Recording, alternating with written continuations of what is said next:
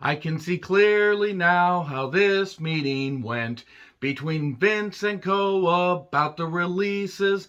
He said, guys, I know we've made a bunch of money, but damn it, I want more. So Laura and I just make the call to release more. Say it's due to budget cuts, they always buy that. Okay, Vince, I'll do it. People power. I'm John Redtham with my real honest thoughts on WWE's 2021 releases round 6. Yes, another round of releases just in time for the holidays. Happy holidays, everybody. In all seriousness, I get that this happens in any company. It doesn't matter whether it's in the US, whether it's in Antarctica. Even though in Antarctica, I would imagine it would be a little more difficult because the job market's kind of shit. You either work for one or two companies there, or you work for fucking penguins. Penguins don't pay all that good. They give pebbles to their partners as a way to get them to be with them. That's not a very good system. Anyway, enough about pebbles and penguins and polar bears and all that stuff. Let's talk about more releases because, let's be honest, WWE has to rotate talent just like any wrestling company. Impact Wrestling, Ring of Honor. I mean, I could do a fucking entire video about Ring of Honor. Pretty much being about done. They released all their contracted talent. They're going to be paid through the end of the year, and they did take care of them during the pandemic and all that and everything, and they have talent that will be, I guess, paid through the length of their contract into the middle of next year. But the whole point is every wrestling company has to rotate through people, and WWE's done a lot of this. They signed so many goddamn wrestlers.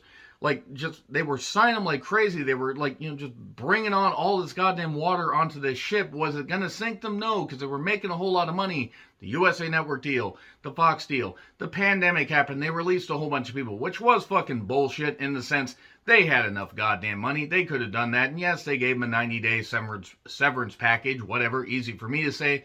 And some people were going to go anyway. Some people needed to go.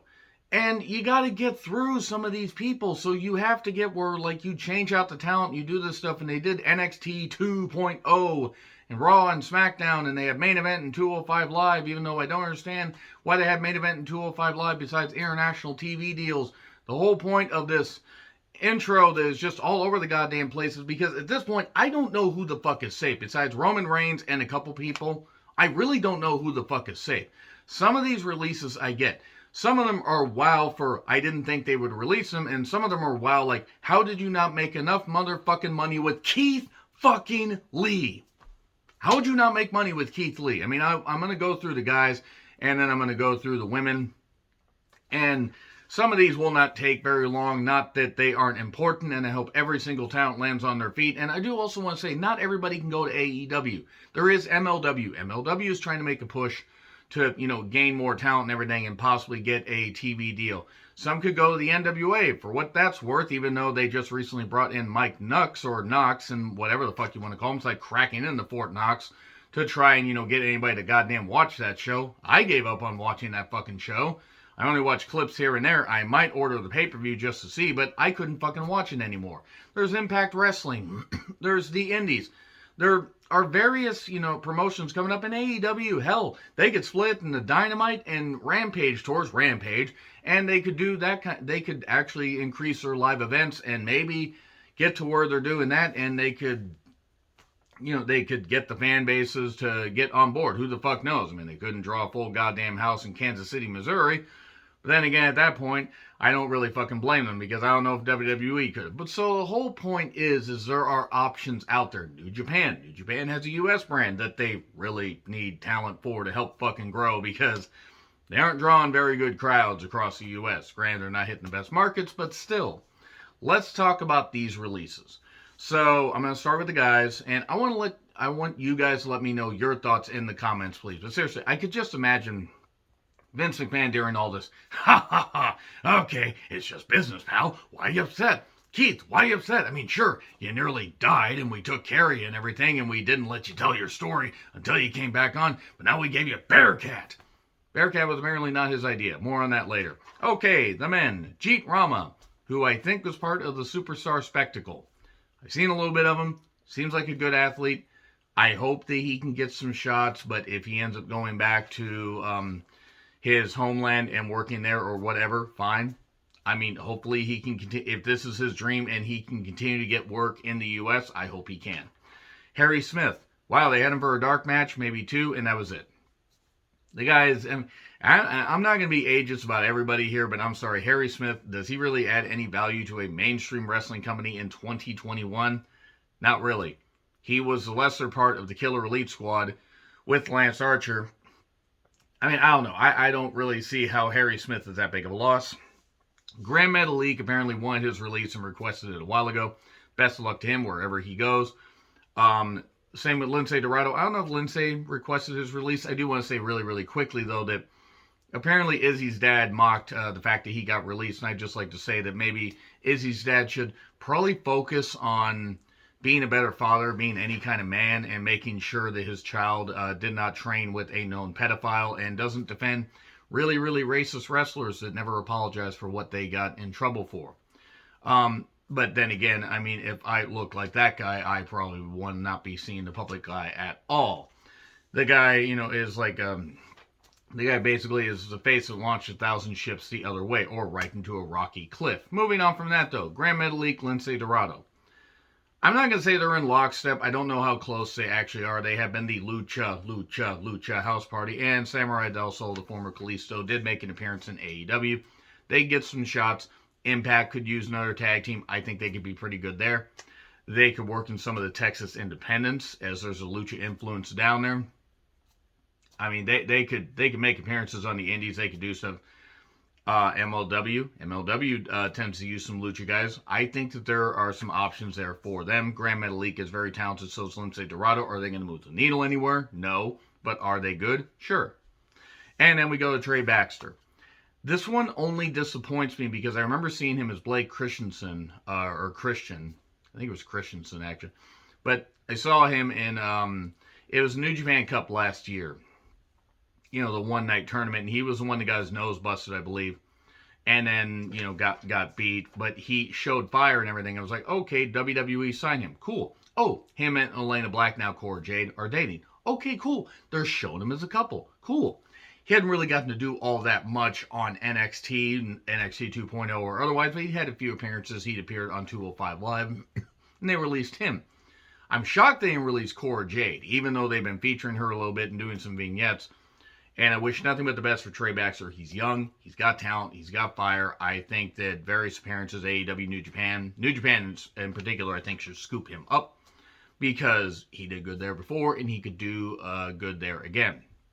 But he's young enough, and I really hope that him and Cora can, or Elena, whatever her actual name is, whatever the fuck. Just, you two crazy kids be happy, like they're gonna fucking watch this. I wish them nothing but the best, and I hope that both succeed in the companies they're in. So, Oni Lorcan. If New Japan Strong doesn't throw, like, a ton of money at this guy, AEW could use him, and I think he would have good matches, but I think his style would fit in New Japan Strong even better. Him versus Chris Dickinson, him versus Clark Connors, him versus various other people. Maybe he can knock some fucking sense into Will Ospreay. Good luck with that. But Oni Lorcan's style would fit in New Japan Strong. But I like Oni. I like Oni and Danny Burch. I like them as a team. Reunite them. Why the fuck not?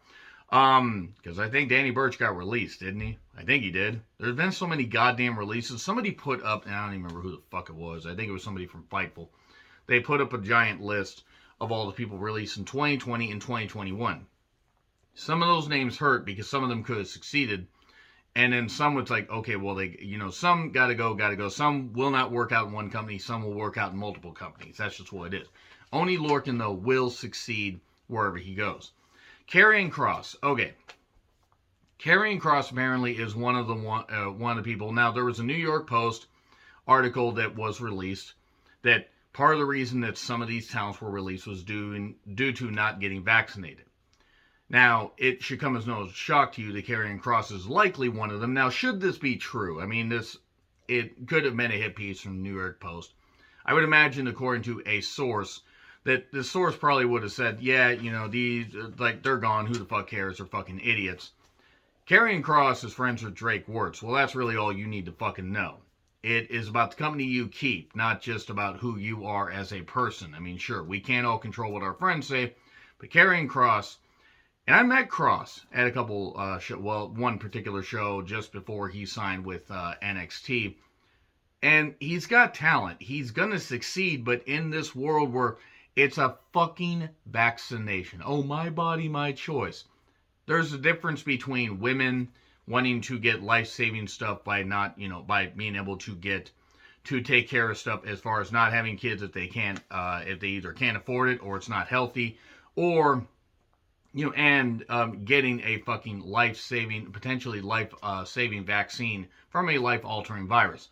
Would you have not gotten the vaccine if measles and polio weren't effective? No, you might not want to have gotten that stuff. You guys believe whatever the fuck you want. This is not a left or right, a center thing. This is not that. If your employer asks you to do something and you're not willing to fucking do it, and you want to create your own oppression because you don't want to get stuck with a whittled needle, that's your fucking problem. It's your fucking fault. And I don't really feel any sympathy, since Karrion is likely one of those guys.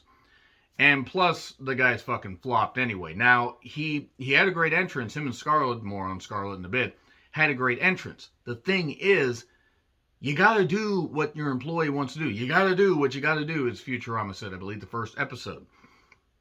If Karrion isn't gonna be willing to do that, well, what are they gonna do? Go back to Impact? I mean, they could. Callis is no longer there, or is Callis there? They go to AEW possibly. Kross would instantly be one of the bigger guys there. Him versus Lance Archer would be interesting, if you build up to it. And he could demolish some of the smaller guys, but if Don Callis is there, given all the stuff that happened between Scarlett and Callis, and if you know, you know, why in the world would he want to work around that guy? I wouldn't.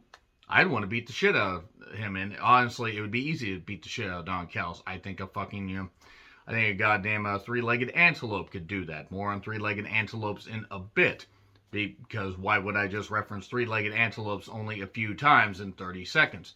Karrion Kross, he should get the fucking shot. Oh, don't conform. It's your body. It's your choice. It's not about that. It's not about government control. I want you to look at the device you're watching this on or whatever, unless it's a TV. If you're watching this on your phone, news fucking flash, there's a way to track you. So quit fucking being a goddamn idiot. I'm not going to raise my voice. I'm just going to say simply, you all are fucking idiots if you believe that. I got into numerous arguments with various people at grocery stores and at my work and everything, people that do not like the mask mandate and do not like this and this kind of stuff. And the whole thing for the last 5 years, and especially the last 2, has just gotten fucking ridiculous. My point, get the fucking shot. Or don't cry that you don't have the same opportunities that you had. Not that Karrion Kross and Scarlett would have lasted much beyond, say, WrestleMania, maybe SummerSlam, because they'd already pretty much fucking wrecked Kross as it is. Talents were like Cole when he was there, and Balor when he was there. Well, Balor's still there. But my point is they would just crush him on the goddamn mic. They would just crush him, and people would just crush him on the mic. I think Gargano even crushed. When Gargano crushes you on the mic, and Gargano is not a firewall personality, that's saying something. Speaking of Gargano, O'Reilly, Owens, Zayn, it's entirely possible that these talents are going to be, because their contracts are reportedly up in a bit. They may just be going. We could see an entirely new landscape in WWE. Because some people have been there long enough. How can I miss you if you won't go away? My point about Kross is, for any talent that he has in the ring, and he does have talent. I'm not going to say he's a dynamic performer, but I think he has value. But if he's going to be stupid and not get a shot, that's his fault. Now we move on to Keith fucking Lee. Keith, how do you not make money with Keith Lee? Genuine question. Yes, I know he had the health issue. He released it on his YouTube channel, and it's tough. I'm glad that he has his health, most importantly. But as far as his time in WWE, look at how he, when he was part of Survivor Series 2019, his fucking face-off of Roman Reigns, his face-off of Brock Lesnar. Yes, the pandemic happened, and yes, that stuff happened and everything, and all that. I get it. He was double champion. And then he was called up, and he beat Randy Orton, and then he didn't have all that, and then he had the health issue. But then they made him Bearcat Lee, which apparently, reportedly, cover my ass here, according to Instagram posts that were shown, that was not his idea. Not that he didn't like paying respect to Bearcat Brown, Bearcat Wright, and I'm sure other Bearcats out there. Maybe he liked Cincinnati Bearcats. I don't know. It wasn't his idea. Here's the thing. Limitless Keith Lee fits. Bearcat Keith Lee does not. Keith Lee, if he has his health and he is in the best, possible shape, I don't care about age. Yes, you could say about weight and everything, but the guy can still move like really incredibly well. He is in his mid-30s, so you got to capitalize soon because nobody stays, like a temple forever. Everybody eventually breaks down. New Japan, AEW, gotta scoop him up. Get a working relationship. Get me Keith Lee versus Tomohiro Ishii. Get me Keith Lee versus Eddie Kingston. I would be all for that. I think the promos would be good because Keith can cut a good promo when he gets fired up. And I don't mind him having the mellow talk that he has because he can be that kind where he can just turn that shit on. But I don't know about him versus Punk. Him versus Danielson, I would like to see. I'd like to see that. But I don't know who else in New Japan strong. Him versus Jeff Cobb. Big, meaty clash right there. Him versus Tanahashi.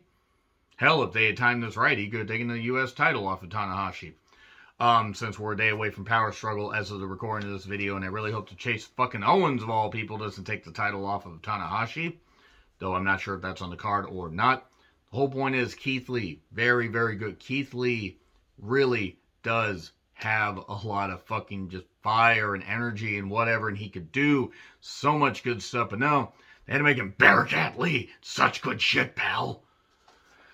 God fucking damn it, Vince McMahon really has fucking lost it. But no, in all seriousness, Keith Lee, I want to see how you couldn't make millions with this guy, given how great he is, given what he can do, and given how the crowd connects with him. I don't fucking get it. I really fucking don't. Unless this was a health issue. Unless this, I would think this would be a shock, considering they just featured him a little bit heading into Raw. Bearcat's gonna claw his way. Stupid. So fucking stupid. He's gonna make millions wherever he goes. He is going to make millions. There's no way he can't. If I'm Khan, I'm blowing up this fucking phone right now. I know not everybody can go to AEW, but guess what? You can fucking make room for Keith Lee. You got other contracts that are expiring. And again, you could do Dynamite and Rampage tours, and you could do that kind of stuff. You could get Keith Lee on your roster and make it work. Now let's move on to the women. Katarina Cortez. Somebody shared in a Twitter post. Apparently she's 19. She's from Chile. And she got to be in WWE for a bit. At that age, with the fact Chilean, she's going to get work. Possibly in Texas. Thunder Rosa helps run Mission Pro Wrestling. AEW probably come calling. She can get a few shots there. Stardom, if she can figure out the visa thing, I would like to see her in Stardom. I'd only seen a bit of her. At 19, her career's way ahead of her. She'll get opportunities. I don't know. I don't know that much about her. But best luck to her. Jessie Kamea. I think her and Swerve are engaged, if I recall correctly. I think I saw a post about that. Jessie's been there for a bit. She's improved. The Robert Stone brand thing wasn't necessarily it. Her and Aaliyah weren't necessarily it, mainly because Aaliyah hasn't been the same since August 25th, 2001. But Jessie Kamea, she could go other places, Impact, possibly AEW. I don't know. But I don't think this is the end for her. I don't know if she's going to get any better or any worse, but she'll get opportunities. There's other women divisions out there. And then Zeta Ramir. Wasn't she the one to beat Toni Storm suddenly for no goddamn reason on NXT like a number of months ago? And then we saw her a bit and that was it. All right. If she's only been there for a little bit and she got that kind of win, I don't know how far that's going to carry her, but she was impressive with what I saw. Never got to see enough of her to really see what else she can do. But again, AEW, Impact, MLW's got a women's division going, the Indies. And then Mia Yim. Okay, Mia Yim and Keith Lee. Bring them in as a package deal, Tony. Throw money at them. Mia is somebody that could work well in the almost the Knockouts division, the women's division. The women's division needs help. They need to get people like the Bunny out of the ring. and keep Jade at 1 minute matches for about the next year and a half. And there are some other women that need some help. And I mean, the only way you can get help is to get more reps. So Mia Yim is a world traveled veteran. And I mean that with respect. She's worked in Impact. She's worked for years and years. She had to change her style because of an injured leg. Mia Yim is somebody that could contribute well and could also teach some of these younger women. And I mean, same with how Mickey, probably does a whole lot behind the scenes at Impact. Mia Yim is somebody that could help them if they wanted to seek advice. Easy for me to say, because she's been around wrestling for as long as she has and seen a lot. But Mia Yim and Keith Lee being brought into the same company would be smart. Ember Moon, okay, this one hurts, but she also has had injuries. And I'm not shocked. I'm disappointed, but I'm not shocked. I only want to say one thing. Wherever she goes, Impact, Indies, AEW, maybe appearances in Stardom, depending on how she wants to travel, and if Stardom wants her, she needs to come up with something different than Eclipse. Her fucking spine is going to hate her. Yes, wrestling's a contact line of sports and entertainment, especially the entertainment aspect in WWE, but Ember needs to come up with something else. Because I'm just worried that she's going to really affect herself. And, I mean, it's a spectacular move. Busted out here and there. That's my only critique. That's it. Everybody knows her body differently. I'm just looking for the long term. But I think Ember could contribute well to any women's division she decides to be part of. And, yeah, you notice I've been slaying the NWA. NWA doesn't really have a women's division. The NWA is never going to have much of a women's division besides a rotating series of body parts. They come in because they tape like about 3 months of television, take time off, and just do that because they don't have the money. Because Corgan is kind of a fool. So, Ember Moon though, Ember Moon will contribute well wherever she goes. Eva Marie, she's got a movie coming out. I hope the acting that she does there is better than in Hard Kill. I will not miss Eva Marie. Nothing of value was lost. Seriously, they saddled Piper with a goddamn stupid gimmick. Eva never belonged in wrestling before. Yes, she defended it against the Arby's roast beef pile that is Mia Khalifa. But the whole point is what good did she do coming back? What good did she do? There was no reason to have her. They don't need to bring her back at any point. Nobody needs to see Eva Marie again. The evolution is over. And nothing of value was lost. Go make your movies. Go act a little bit better. And maybe, I don't know, just we can forget that you were ever part of a business you had no business being in.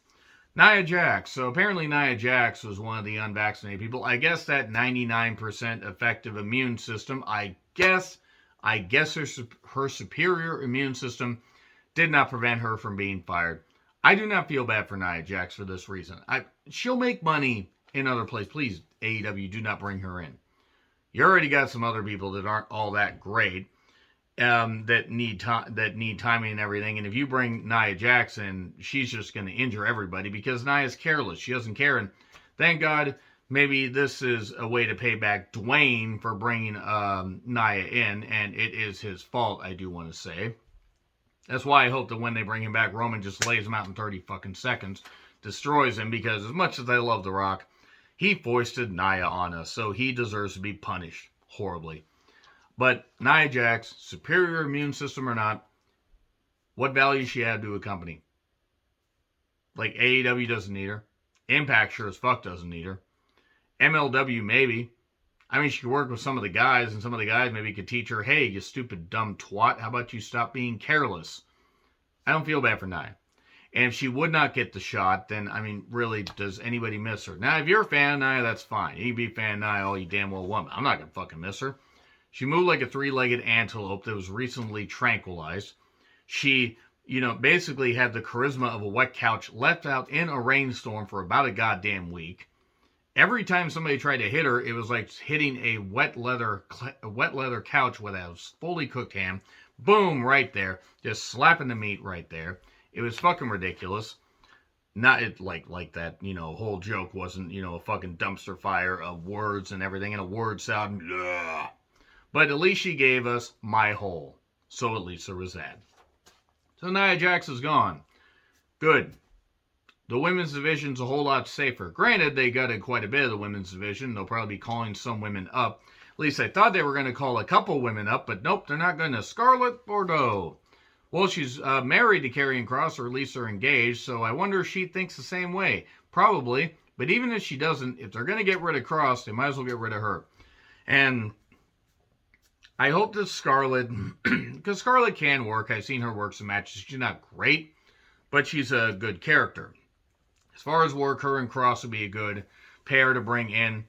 If Callis is not part of AEW, and if they're willing to get the fucking shot, because they're probably going to have to work there in some of the markets that AEW goes to, like when they went to wrestle Grand Slam, Arthur Ashe Stadium. Scarlett Bordeaux, as far as her and Kross as a package deal, could work. But if she's not going to get the shot, then I really have no fucking sympathy for her, and those looks are only going to carry you so far, honey. So maybe you need to swallow your goddamn pride, convince your goddamn, bald Aryan, Fox News, Aryan Nation husband, I'm sorry, to get the goddamn shot, and then you guys can pursue a life of religious freedom without having your lungs turn to freaking powder. Scarlett and Kross will do some good if they can actually get their heads out of their fucking asses. Maybe Kross could stop being friends with Drake Wuertz. But Scarlett was a bit of a shock, mainly because you would have thought Vince would have loved her. I mean, fuck, he pushed Sable. Remember how talentless Sable was? So now we go to Frankie Monet. I'm going to call Taya Valkyrie. Met Taya Valkyrie, my first ever indie show. I always encourage people to, get merch. If you can, pay a little bit extra and give back to the wrestlers. Hell, I had $20 for a $10 autograph at the end, and I said, if she was trying to make change, I go, eh. I said, it's my very small way of paying back for any of the bumps you take. It doesn't mean much of anything, but I always say, try to make sure you take care of your talents, or try to take care of your favorites. And if you're a fan, show your appreciation for the talents, especially working in front of 500 people and making sometimes pennies on the dollar. Taya Valkyrie did great in Impact. She's a dynamic performer. This is where I'm going to bring the age thing in, as far as what I've seen some people say. Oh, she's old. No, she's not. 38. Some women can't go at 28. Frankie can still go at 38, and with her style and the way she works, can probably still go at 48. Has plenty to contribute as far as being a dynamic performer. Working well on the indies, AEW should absolutely try to snatch her up. She could work in Stardom. She could go back to Impact, make some appearances. MLW. Maybe NWA. She actually might fit in the NWA a little bit. Maybe she could get Camille to actually have some personality, which is difficult to do. But Frankie versus Layla Hirsch, I'd like to see that. The Wera Loca versus legit Layla Hirsch. Okay, shut up and take my money. Not a pay-per-view program, but it could be a good TV program. I'm disappointed because she wasn't even there for a fucking year. Taya Valkyrie, that is. I think that she's got a lot left to contribute. She knows her body. She knows what she can do. And she's got years left. Her and, if she went back to Impact, her and Mickey, that could be a great program. There could be a lot of good shit. She's got a lot of great years to provide. And then we get to B-Fab. Okay, I'm no fan of Hit Row. That being said, you call them up, and then you release her, and apparently she just signed a new contract recently. Okay, that's fucking bullshit. A main roster contract, and then, let's release her.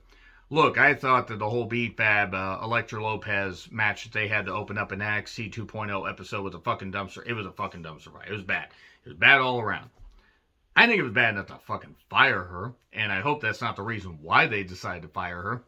But I don't know what she's going to do, because she's been in wrestling for a bit. She's been in WWE for a bit. Maybe she can do more stuff and she can go to other places. I don't know if wrestling's for her. I feel bad that she got released. It's fucking horseshit. But still, as it is, releasing somebody right after you sign a new contract, that's pretty fucking stupid. That's it right there. If there are more releases today, today's Friday, so before SmackDown and Rampage, I will be doing another video. Hopefully not, because WWE ain't gonna have a whole lot of people left. And also, they cancel their training classes at the Performance Center after the wave of releases. If they're not getting ready to fucking sell, I will be fucking amazed. I will absolutely be amazed. Let me know your thoughts in the comments. Like, share, subscribe, Twitter handle in the description. I'm John Ritlin. I'll see you soon.